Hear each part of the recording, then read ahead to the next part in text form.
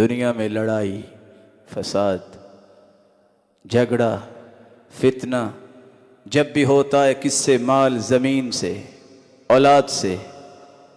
सारी ज़िंदगी भी झगड़ते रहो औलाद के लिए, सारी ज़िंदगी भी झगड़ते रहो प्रॉपर्टी के लिए, सारी ज़िंदगी झगड़ते रहो पैसे के लिए। ये सारे के सारे आपके मरने के बाद आपको ज़मीन का कितना टुकड़ा देंगे? इस दुनिया के लिए झगड़ते रहे जिन्होंने एक मरले से ज़्यादा तुम्हें देना पसंद न किया। और एक छोटा सा तहवीला है, अगर ये झगड़ा छोड़ के मुआफ़ कर दो, अल्लाह वादा दे रहे हैं जन्नत इतनी बड़ी दूंगा कि ज़मीन व आसमान से भी उसकी चौड़ाई ज़्यादा है।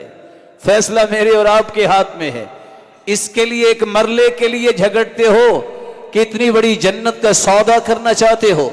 इन्नल्लाह इश्तरा मिनल मुअमिनीन अनफुसहुम व अमवालहुम बिअन्न लहुमुल जन्नह।